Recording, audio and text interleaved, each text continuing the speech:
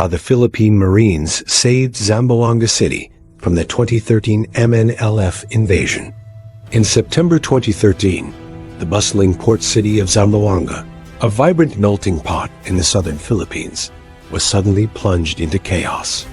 A rogue faction of the Moro National Liberation Front, the MNLF, arrived to reclaim what they felt they had lost. Their goal, to raise their flag over the city hall and declare an independent state.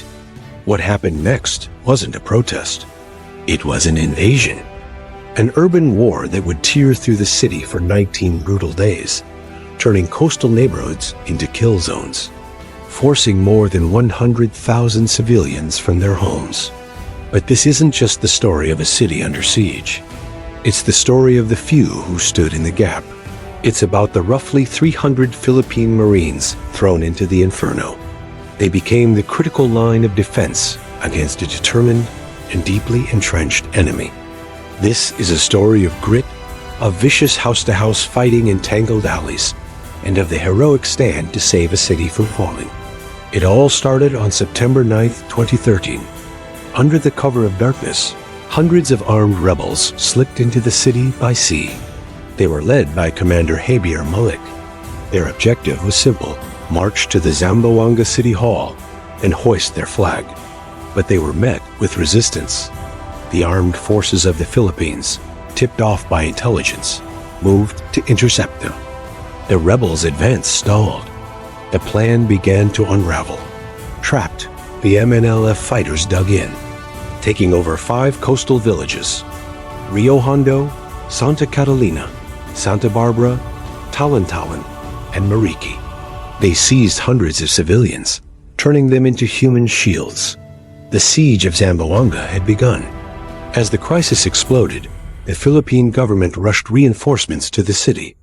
Among the elite units called upon were the Philippine Marines, the nation's naval infantry, famous for their tenacity. A contingent of around 300 Marines was deployed, a small force tasked with a monumental job. These men were specialists in amphibious warfare. But now, they faced a totally different battlefield. This wasn't a beach assault. They were entering a labyrinth. The coastal barangays of Zamboanga are a chaotic maze of narrow alleys. Homes built on stilts over the water, and concrete buildings packed shoulder to shoulder. It was the perfect terrain for defenders. The rebels used every inch to their advantage. Sniper nests popped up in windows and on rooftops. Fighters used the tight corridors for ambushes and the captive civilians for cover. For the arriving Marines, the mission was clear but filled with peril. Contain the enemy, rescue the hostages, and retake the city. One bloody street at a time. They were walking into an urban war zone where every corner could hide a threat, and every shadow could be an enemy. The first few days of the siege were a brutal lesson in modern urban warfare. The MNLF fighters weren't a disorganized militia. They were disciplined, experienced, and they knew the terrain. Their snipers were especially effective, pinning down government forces and turning any open space into a death trap. The Marines, fighting alongside Army and police units, began the slow, grinding work of clearing the occupied neighborhoods. This wasn't a battle of grand maneuvers, but of small, violent actions. A single squad taking one house, a platoon securing just one block, all of it under a constant barrage of sniper fire, mortar, and rocket-propelled grenades. Let's zoom in on the fight for Rio Hondo and Santa Catalina. Here, Marine heavy weapons teams dragged their .50 caliber machine guns into the rubble of destroyed buildings.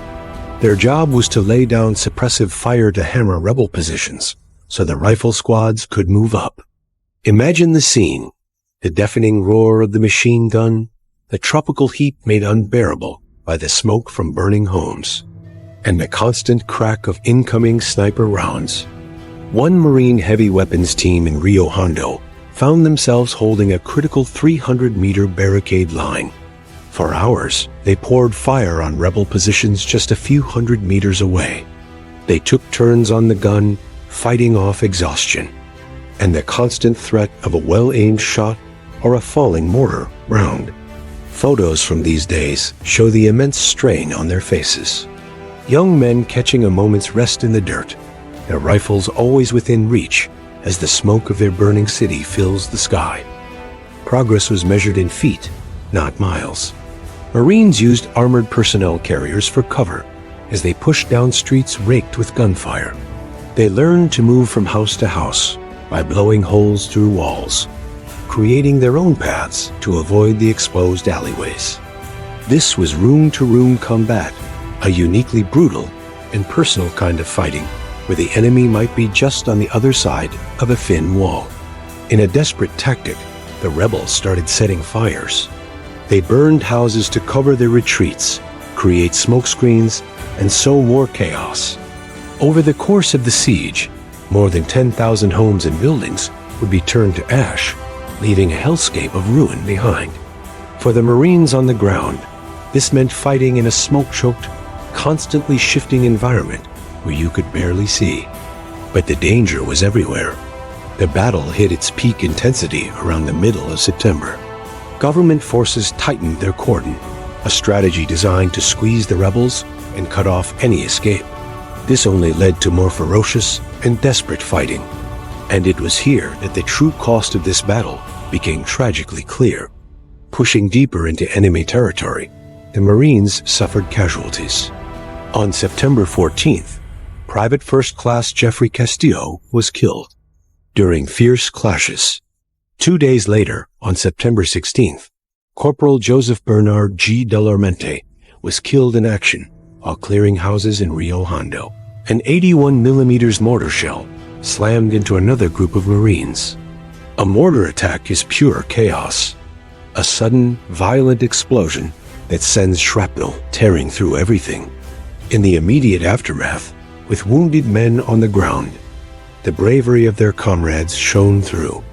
Under fire, other Marines sprinted to their fallen brothers, dragging the wounded 50 meters across open ground to the relative safety of an armored vehicle. It's a raw testament to the Marine esprit de corps, the powerful, unwritten code that you never, ever leave a comrade behind. These moments highlight the brutal reality of the siege. Every inch of ground was paid for. For every tactical victory, there was a human price. In total, the siege would claim the lives of 23 soldiers and police officers, including 5 brave Marines, and wound many more. They fought alongside heroes from other branches, like Army First Lieutenant John Christopher Rama, who became the first officer to die in the siege when he was killed by a sniper while leading his men. By the 3rd week, the tide had finally turned. The rebel perimeter was shrinking. Their supplies were running out, and their command structure was collapsing. Government forces, including the Marines, had retaken about 80% of the territory the rebels had seized. On September 17th, Marines took part in a critical hostage rescue operation. It was a high-stakes mission, where they tragically lost 2 more of their own, Corporal Alan Camarino and Private First Class J. Olivar. But the constant pressure was working. Hostages began to escape or were let go, bringing with them stories of terror, but also of the rebels' weakening resolve. The final days were spent clearing the last pockets of resistance. House by house, room by room, government troops hunted for the remaining fighters. Many rebels surrendered. Others tried to flee, including their commander, Habir Malek. Wounded in the battle, Malek managed to slip through the cordon. His ultimate fate remains a subject of debate. On September 28th, 19 days after the attack began, the defense minister declared the siege was over. The fighting stopped. The flag of the Bangsamoro Republic would not fly over Zamboanga City Hall. The city was saved, but it was deeply scarred.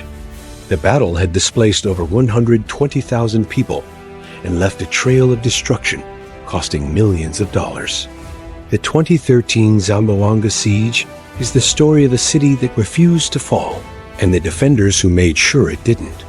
For 19 days, a modern Philippine city was an urban battlefield. And through all the chaos and destruction, the courage of the Filipino soldier was on full display. The small contingent of roughly 300 Philippine Marines played a role far greater than their numbers suggest. They were a bulwark, a line of steel, and resolve against an enemy determined to break the Republic. They fought in the narrow alleys, on smoke-filled streets, and in the rubble of burning homes. They faced down snipers, mortar, and a dedicated foe, all while navigating the immense challenge of urban warfare, where civilians were trapped. They paid a heavy price, with 5 Marines making the ultimate sacrifice, and many more carrying the wounds of the battle. But their stand, alongside their brothers in the Army, Navy, and police, was not in vain. They held the line. They saved the city.